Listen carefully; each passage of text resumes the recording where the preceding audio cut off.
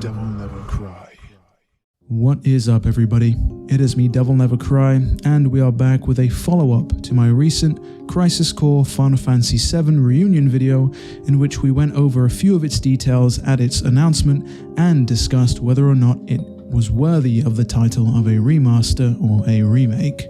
That video seemed to go down quite well, and it was great to read through a bunch of the comments, regardless of whether or not you agreed with my opinion at that time. But pressing on and getting to the matter at hand of this video, new details on Crisis Core Final Fantasy VII Reunion. We're going to be looking at two different articles in which we have comments not only from Tetsuya Nomura, but Yoshinori Kitase, the character designer and executive producer for Crisis Core Final Fantasy VII Reunion, respectively. Kicking things off, the first point I want to touch upon is the confirmation that the Buster Blade was indeed altered in Crisis Core, as many of us picked out in that initial trailer, and the reasoning behind it.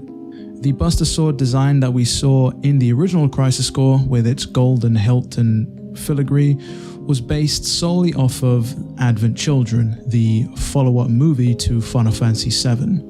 And the reason that they've changed the design back to look similar to Final Fantasy VII Remake and, as an extension, the original Final Fantasy VII, is to essentially just keep things more aligned. It really is that straightforward. They just didn't want any discrepancies in the design. Personally, I never was a fan of the Buster Sword's design in Advent Children, and I actually prefer the much more rudimentary and crude look that it has in Final Fantasy VII Remake. Moving away from the Buster Sword entirely for this next point, this is something I definitely do want to see discussion on, is a comment from Mariko Sato, the producer for Crisis Core Reunion, where they state, and I'm saying this verbatim, Crisis Core Reunion's story is actually going to be a very faithful retelling of the original story, so there's no additional story content. Now, those of you that haven't played the original Crisis Core and also played Final Fantasy VII Remake, the meaning and impact of this statement might be lost on you. But for those that have played the original Crisis Core and, as an extension, FF7 Remake, you'll know that this is an interesting comment to make, in the sense that people are really expecting there to be a different ending to Crisis Core without spoiling anything, so to speak. So I'm not sure if this is something to be trusted, or perhaps a red herring to throw us off our game so that when we do get to the end of Crisis Core, we genuinely are surprised. Then in the very same sentence, we get confirmation that the game assets are all new and they all have been created from scratch, from the ground up. And the reason I'm talking about this is because in the previous video that I made on this, I mentioned that they are using brand new assets and recreating things from the ground up. A lot of people said, well, no, that simply isn't the case. Clearly they're using the same rigging for animations and such, so they're cheating and it's not really being built from the ground up. Well, we have confirmation here that things are being built from the ground up, and I'm betting that if they are using brand new models and assets, that even if they are using the same animations, they've gone into the game files and tweaked them to be more in line with modern animations that we are expecting, similar to the ones we've seen in Final Fantasy VII Remake. Pressing on, we also get more details on the gameplay. Sato goes on to state that they've been really listening to fan feedback for Crisis Core in regards to what they could potentially improve, and they tried to reflect as much of this feedback as possible in Crisis Core Reunion. So, we have confirmation straight away that there will be a new dash function added to Crisis Core Reunion, and by dash, I'm sure they mean a dodge button. New shortcuts to magic abilities have also been added to improve the flow of gameplay and combat, as well as actually having combos for Zack to use in combat, as opposed to him just doing singular attacks every time you press the melee button. We also indeed have confirmation that the DMW, the Digital Mindwave system, has also been altered and reworked.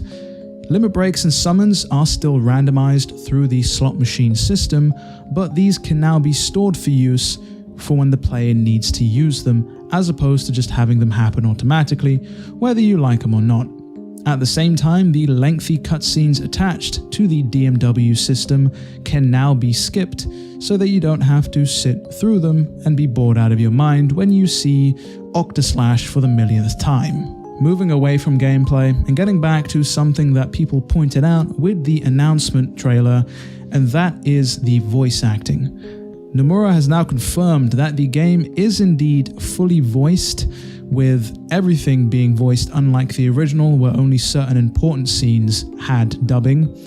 The English voice track has also been recast, and this has been done, as many people have obviously guessed, to align Crisis Core Reunion with Final Fantasy VII Remake, and that is why they are using the very same voice actors from Final Fantasy VII Remake in Crisis Core Reunion. Nomura also goes on to add that he feels that the new English voice track will help it feel quite fresh and different. And I actually beg to differ. Many of you have noticed, myself included, and some of you have even pointed out in the comments, that the lines that we heard in the announcement trailer seem to be quite weird. And I think that might be a mix of a few different factors. The first of which, of course, is that we've heard these lines be uttered countless times by a different voice cast, and a lot of people have fan favorites of certain characters, for example, Rick Gomez as Zack Fair. And so to hear these lines that we know of be basically spoken differently, things feel quite jarring. Some of the lines themselves might have been altered or reworked slightly in the script, which is why some of the lines spoken might feel quite weird, because it's like, hey, this isn't what they said in the original game. And some people quite plainly feel as though some of the lines we heard were quite wooden in their delivery. So I'm not quite sure if it'll feel quite fresh and different, especially if people already have these preconceived notions of how the voice acting should be. Myself personally, I think I will reserve judgment on whether or not I think the original voice cast was better than this one until I get hands-on with Crisis Core Reunion and give the game its fair shot. The last point I want to touch upon from these interviews is the decision to leave Crisis Core as a standalone game as opposed to a DLC chapter, and of course, well, this means for other games in the FF7 universe like Dirge of Cerberus. And Nomura actually confirms that there are a few reasons as to why they went with the decision of keeping it as a standalone game. The first of which, of course, is the fact that it'd be difficult to integrate it as a DLC and have the players experience Crisis Core due to essentially playing as an entirely different character than the main game, of course playing as Zack as opposed to Cloud.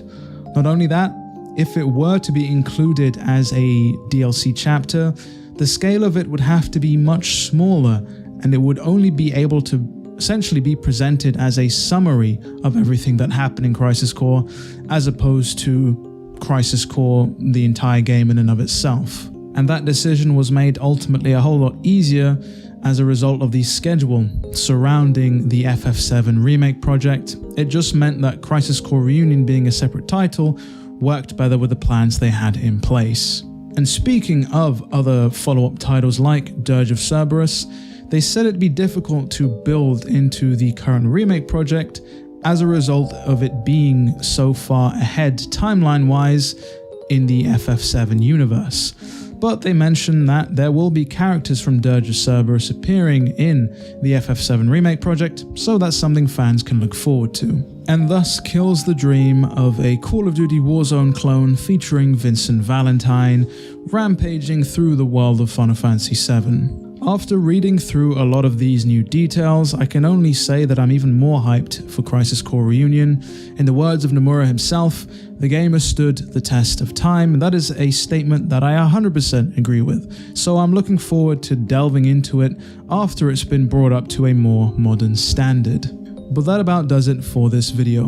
For the sake of brevity and not wanting to read these articles out verbatim, literally word for word, I've covered the main points, but if you want to read them in their entirety, I'll leave a link to them down below in the description. Of course, let me know your thoughts on Crisis Core Reunion down in the comments below, and whether or not these new details have helped persuade you that this is more akin to a potential remake as opposed to a remaster, as I know a lot of you have been comparing this game to Near Replicant version 1.22, which is something in between a remaster and a remake.